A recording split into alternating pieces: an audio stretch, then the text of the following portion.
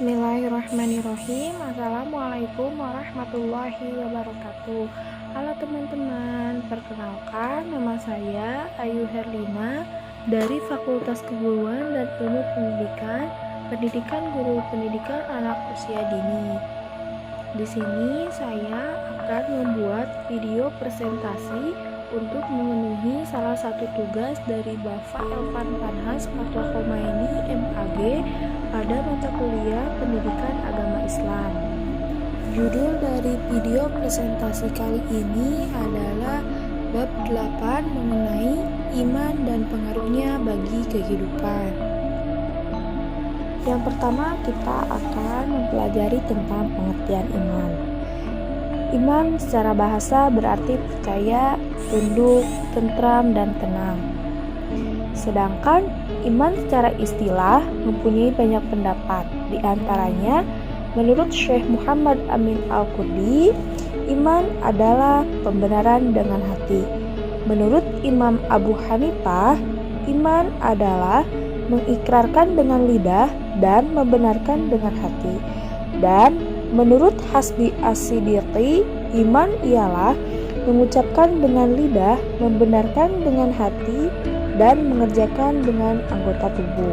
Di perbedaan pendapat di atas dapat disimpulkan bahwa iman terbagi dua, yaitu pertama, iman mencakup hati, lisan, dan amal. Kedua, iman hanya mencakup hati dan lisan. Adapun amal adalah konsekuensi dari sebuah keimanan. B. Iman dapat bertambah dan berkurang.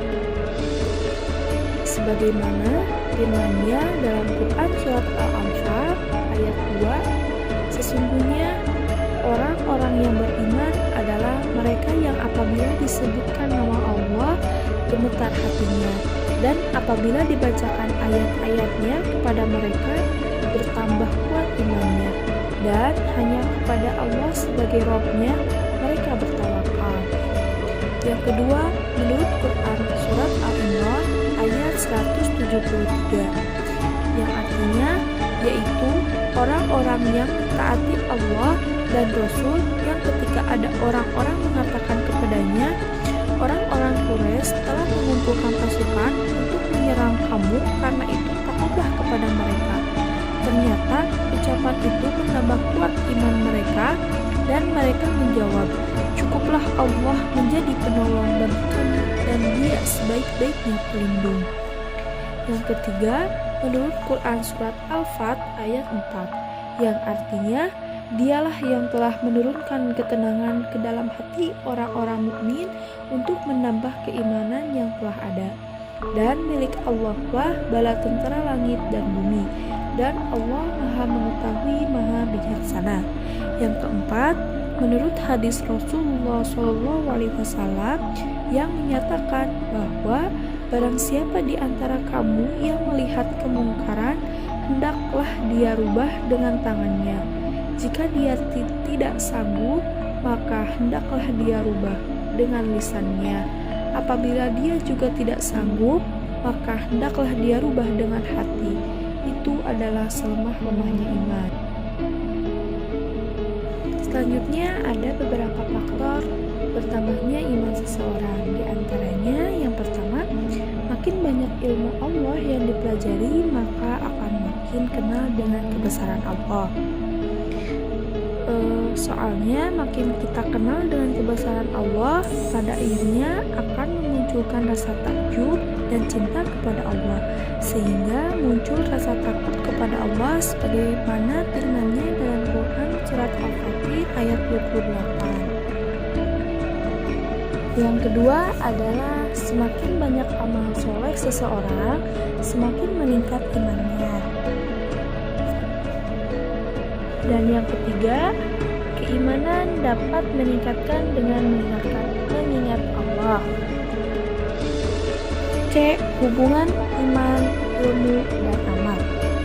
Yang pertama, bahwa keimanan dibangun atas dasar ilmu. Yang kedua, ilmu yang mengarahkan seseorang kepada keimanan yang benar. Yang ketiga, ilmu menghindarkan seseorang dari keimanan yang terkotori anasir yang tidak bersumber. Yang keempat, ilmu menghindarkan seseorang dari penyimpangan dan ketaatan tanpa dasar taklid. Yang kelima, ilmu menjadikan seseorang yang beriman diangkat derajatnya. Sedangkan hubungan iman dan amal adalah yang pertama, tidak sempurna keimanan seseorang tanpa dibarengi dengan adanya amal. Yang kedua, amal adalah wujud aplikasi keimanan seseorang. Yang ketiga, amal adalah wujud pembuktian ketaatan dan kecintaan kepada Allah. Yang terakhir, D. Karakteristik dan sifat orang yang beriman menurut Al-Quran. Yang pertama, tidak menjadikan orang kafir sebagai pemimpin, kecuali orang yang beriman. Hal ini dijelaskan dalam firman-Nya dalam Quran surat Al-Imran ayat 28.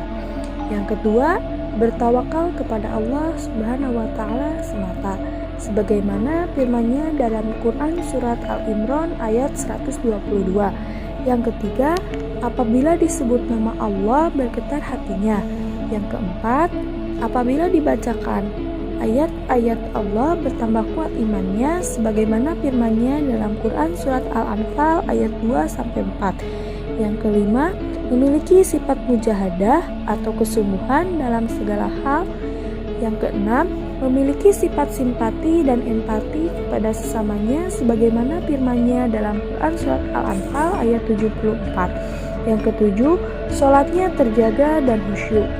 Yang kedelapan, menjauhkan diri dari berkata atau berbuat yang tidak berguna. Yang sembilan, menunaikan zakat. Yang ke-10, menjaga kehormatan diri dan keluarga.